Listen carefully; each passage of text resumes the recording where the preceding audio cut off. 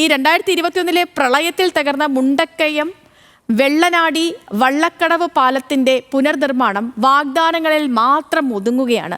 4 വർഷങ്ങൾക്കിപ്പുറവും ആ നിർമ്മാണം ആരംഭിക്കാത്തത് വിദ്യാർത്ഥികൾ അടക്കമുള്ള പ്രദേശവാസികൾക്ക് വലിയ ബുദ്ധിമുട്ടുണ്ടാക്കുന്നുണ്ട്.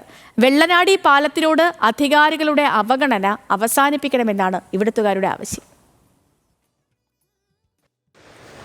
2021 ഒക്ടോബർ 16 പ്രളയത്തിലാണ് വെള്ളനാടി വള്ളക്കടവ് പാലം തകർന്നത്. പ്രളയത്തിൽ കൂട്ടിക്കൽ, കൊക്കയാർ, മുണ്ടക്കയം പഞ്ചായത്തുകളിലായി ചെറുതും വലുതുമായ നിരവധി പാലങ്ങൾ ഒലിച്ചുപോയിരുന്നു.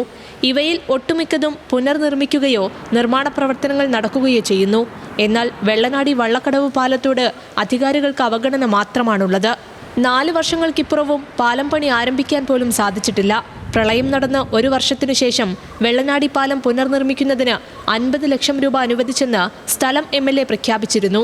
എന്നാൽ അത് വെറും പ്രഖ്യാപനം മാത്രമായി ഒതുങ്ങി.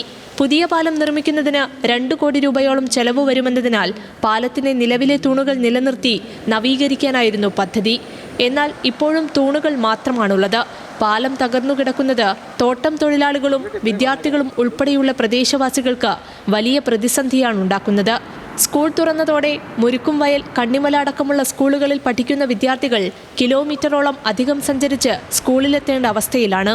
ഇപ്പോൾ നിലവിലെല്ലാ തൊഴിലാളികളും മറ്റ് യാത്രക്കാരും ഒക്കെ ഇപ്പം മുണ്ടക്കയത്തുനിന്ന് ഒരു ഓട്ടോ വിളിച്ച് വേണം ഈ ഭാഗത്തേക്ക് വരാൻ. ഇപ്പം കണ്ണിമല, ഉലുക്കുന്ന്, പുഞ്ചവയൽ മുതലായ എല്ലാ ഏരിയയിലേക്കും പോകുന്ന ആളുകളും അതിലെ വിദ്യാർത്ഥികളും ഒക്കെ ഇപ്പം നല്ല ഭീമമായ തുക മുടക്കിയാണ് മുണ്ടക്കയം ചുറ്റി എരുമേലി ആ ഭാഗത്തേക്ക് പോകുന്നത്. വർഷങ്ങൾക്ക് മുൻപ് തകർന്ന പാലം 1990കളിലാണ് പുനർനിർമ്മിച്ചത്.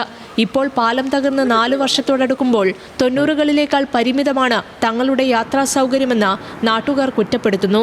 പ്രളയബാധിത മേഖലയിലെ മറ്റ് പ്രദേശങ്ങൾക്ക് നൽകിയ പരിഗണന തങ്ങൾക്കും നൽകണമെന്നും വെള്ളനാടി പാലത്തിനോടുള്ള അധികാരികളുടെ അവഗണന അവസാനിപ്പിക്കണമെന്നും നാട്ടുകാർ ആവശ്യപ്പെടുന്നു. ന്യൂസ് മലയാളം, കോട്ടയം.